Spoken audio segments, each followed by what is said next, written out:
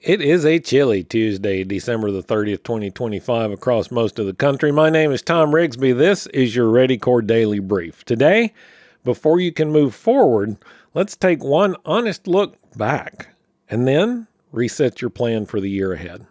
We'll get to that in just a minute. First, let's get you up to speed with the latest from the RISAT team and your daily sit rep. This is your AmCon Daily Sit Rep for December the 30th, 2025. Up first today, a ground beef recall has been issued in 6 states, including California, Colorado, Idaho, Montana, Pennsylvania, and Washington. Over 2,800 pounds of raw 9010 ground beef labeled as Forward Farms grass-fed ground beef, with a use-by date of January the 13th, is being recalled due to possible contamination with E. coli O26. Consumers are urged not to consume the product and to return or discard any purchased ground beef matching this description, as symptoms of E. coli infection can be severe. In other news, a major data breach involving 700 Credit, a U.S.-based fintech company, has exposed the Social Security numbers of over 5.8 million consumers nationwide.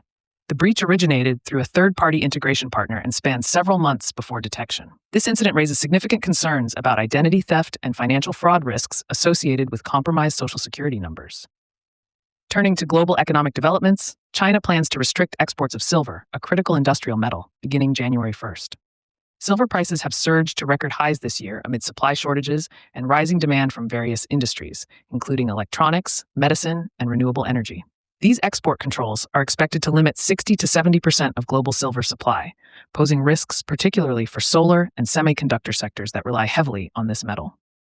Protests and civil unrest continue around the country, with multiple demonstrations scheduled through the New Year's weekend in cities such as Los Angeles, Fort Wayne, Minneapolis, Albany, and others. The public is advised to maintain high situational awareness, know their exits when attending events, and report suspicious activity to authorities and the RISAT team. This season remains one of parades and festivals, so safety and preparedness are essential. Finally, let's review today's weather.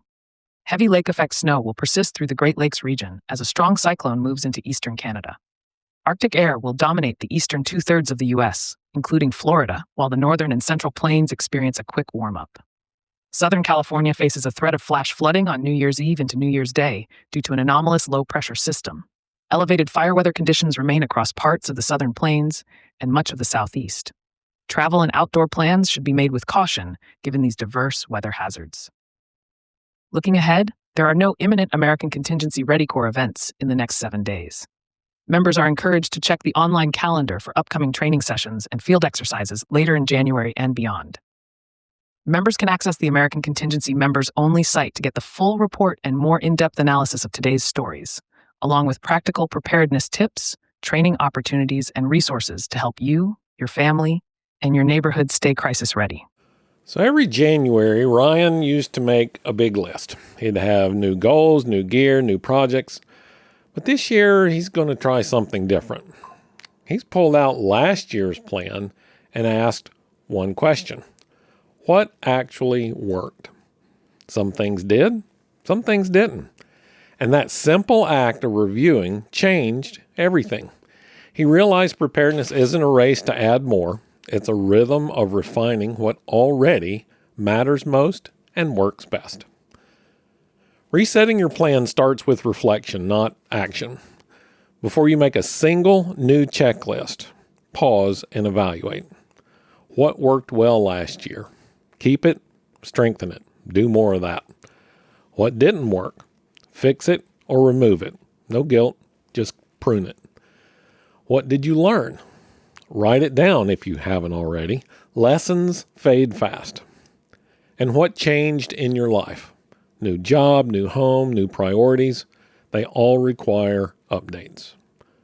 From there, pick 1 or 2 priorities for the first quarter. Maybe it's food rotation or comms training, which would be handy since that's coming up in January, or updating your family's contact list. Don't try and do it all at once. Just realign what matters now. Preparedness plans should evolve with you. Resetting doesn't mean abandoning the past. It means carrying forward only that which serves your family's goals for the year ahead. So tonight I want you to spend 15 minutes reviewing last year's preparedness efforts. If you have a list, awesome. Pull it out and review it. If you don't, well, Save this year's for next year. Note, as you're reviewing last year's efforts, note one thing that worked well, one thing that didn't, and one thing you'll improve in 2026. That is your reset starting point. All right.